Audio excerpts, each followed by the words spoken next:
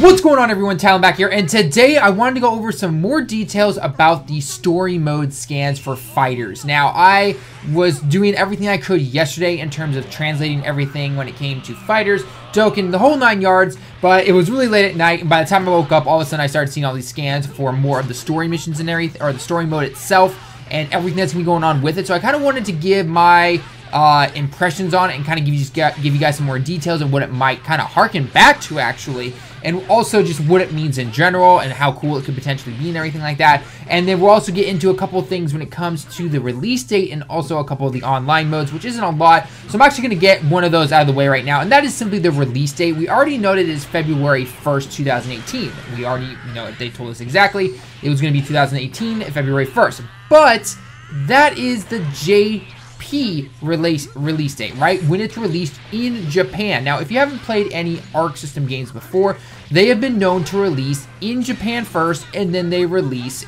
outside of Japan, usually about a month or so later.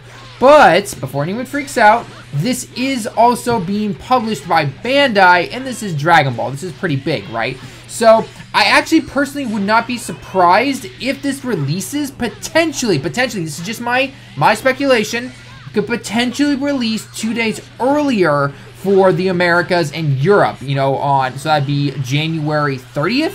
So it could potentially do that because, as you guys know, usually games are released on Tuesdays of that time. So if not, then it would be released the following week, probably, would be my guess, of course. I'm not 100% sure on that, but that's just kind of my speculation because, again, kind of a weird day to have a game released on a Thursday. I mean, I guess Japan has their own schedule things and everything like that, but even like Nintendo and stuff, I mean, they all release their games on certain days that we're used to seeing, but Thursday? Really? It's kind of weird. So that's just my kind of speculation on it. That's all I really wanted to say on it. So again, we'll get more confirmation on, you know, the global release basically of it, but we'll have to see exactly what happens then. Until then, just hang tight and we'll have to see exactly what happens. So anyway, but let's get into the story stuff that's going on, because there is a lot to just fill you guys in on if you have not seen any of the scans or anything like that. I will leave a link to Shonen Games, their website. They're lucky enough to be able to put and upload all of the scans on there. They are already translated. I mean, most of the translations weren't too bad, but they're already translated, so I'm not going to be translating for you guys. But I want to go over a couple things that kind of harken back to way back in the PS2 days, which I personally found kind of cool. I know a lot of people weren't the biggest fans of it, but at the same time, it was kind of cool to see. So anyway, so first off, we kind of know a little bit about the background of the story. Basically, we have the big clone android army of all the Z Fighters coming in, and for some reason, due to whatever circumstances, all the Z Fighters collapse. And when they wake up, it's actually you, the player. Like, somehow the Z Fighters are aware that they are in a video game and being controlled by you. So, however that, I don't know, we don't know exactly how we're gonna, you know, enter in or what characters we pick or anything like that. I'm assuming we pick Goku first, and then we probably pick teammates and stuff like that. But other than that, it's kind of cool to see, like, oh, okay, they kind of know that they're being controlled by us, which is going to kind of make a kind of a fourth wall breaking dimension here thing. But, you know, overall, I'm okay with that. But basically, what you start doing is you start linking up with people. So depending on characters that you link up with, you actually can affect the way the story goes. And there are 3, as of right now, story paths, essentially, okay? You have the main one going on, where I think you start up as Goku, and you can link up, I'll get into links here in a little bit in a second, but if you link up, I think, which means you, the player, is controlling a certain character. If you link up with Frieza or Android 18, you actually start going down these different paths or something like that. And by the way, this is Android 18, the good Android 18, because she's in her Dragon Ball Super clothes, where she's just at home with Krillin and everything. So that's kind of interesting to see, like, oh, okay, so we're going more of a dark tone, then we're going kind of a more hearty family tone, and then we're kind of going down the middle here. So it'll definitely be interesting to see exactly what they want to do with that. Again, we're not really sure. All we know is that there are 2 more stories, and that's literally what it says. So other than that, though, we'll have to see if they add more of these in, you know, depending on what villain you potentially link up with, or what your linked up villain links up with, or partners up with, essentially. We'll have to see exactly what happens when we get more details, or when we get the final game. But that should be pretty cool. So definitely right there for anyone who loves multiple story paths and everything. And this is kind of expected from Arc Systems, because if you ever played any of the BlazBlue or BlazBlue, however you want to pronounce it, I know people will pronounce it different ways, so that's why I'm saying both. When you were doing the main story missions, essentially, even though all that was literally just watch a bunch of random cutscenes, do a fight, cutscenes, random fight, essentially. Depending on how you won the fight, or if you lost and then you beat the next 3 and then you lost again, or however they had it, essentially, that would progress the story in a different path, and then certain things would happen. You'd end up at a different boss at the very end and all that kind of stuff. So that was, so based on Arc Systems, past of doing that, it was kind of expected that we'd see something similar, probably like that, in this FighterZ story mode. Now, one thing that is definitely interesting, and it really harkens back all the way to Budokai 2, back on the PS2, is how you move around in the story mode itself. It's not an open world. It is more like a board game. If you ever played Battlefront 2, Budokai 2, then you'll know exactly what I'm talking about. It even says, like, you have a limited number of moves to get around the board and, basically clear it, essentially. Now, there are 3 different things you can do when you are on the board. You can either go and get new skills, and these skills are only for the story missions, essentially. Okay, it's only for the story part. You can revive a fallen comrade, because as you know, it's a 3v3-1, and if one of your characters, say, gets, defeated, you can revive them depending on where you go and land.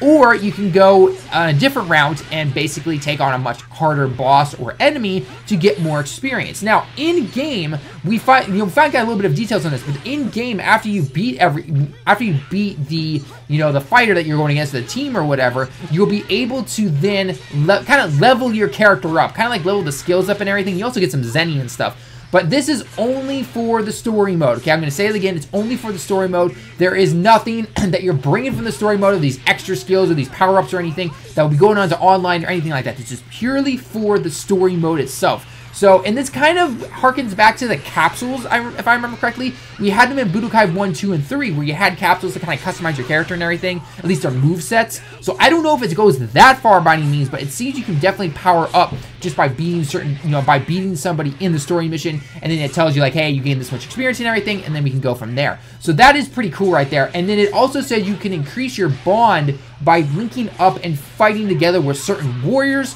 In terms of what exactly that means, we're not really sure. But basically, it looks like the more you can link up with certain people, then you get more skills and everything, and you can become more ultra badass and everything. So that's pretty cool. I'm not gonna lie, that is definitely pretty cool to see right there. Kind of, it seems like they're really having fun with the story, right? Why not? Let's have fun with the story mode. Let's make it interesting. Let's have multiple paths and everything. How, depending on if you use it to try and beat a boss or something like that, or it allows you to unlock a new character, because that's what did happen in past games. So I wouldn't be surprised if that's what you have to do here for some of maybe the more flashier characters or something like that, or maybe some of the characters that aren't unlocked, because you're not going to have every single person unlocked at the beginning of the game.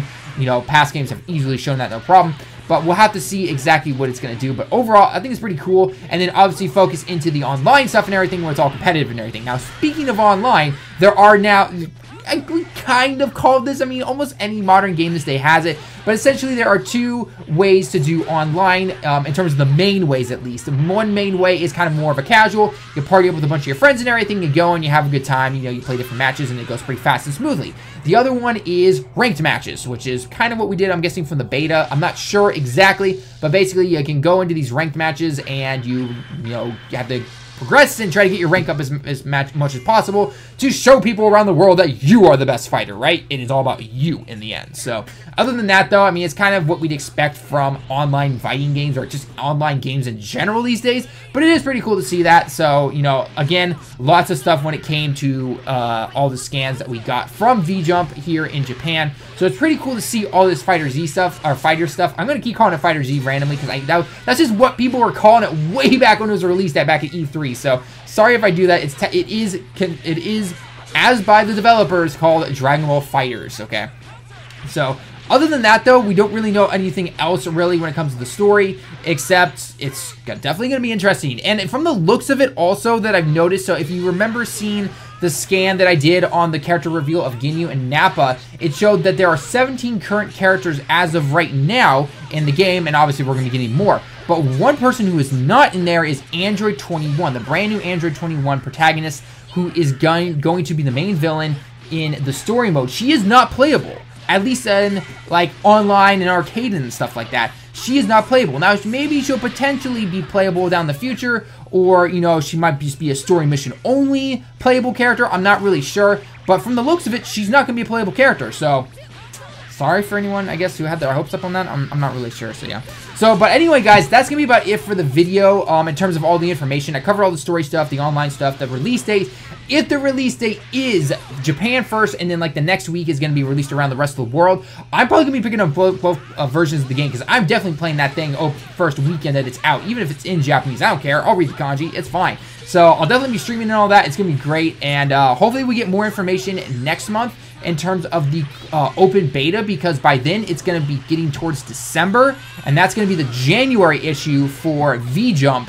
And so hopefully we'll be able to get that information, because once January is here, less than a month till the game comes out. So we'll have to see exactly, again, when the open beta is, but I can't wait. I know a lot of people were really bummed they weren't able to play it the first time, but trust me, it's really fun to play. And I'm going to be streaming that like no tomorrow, and it's really easy to get into empty servers and allow other people to come fight you. So definitely going to be doing some community matches where I face against you guys, and we can stream it and record it and all that stuff. It's going to be lots of fun, so yeah. So anyway, guys, I hope you enjoyed the video. Let me know your thoughts down below in the comments. As always, leave a like if you liked the video, subscribe if you happen to be new, and until next time, everyone, I will see you in the next one.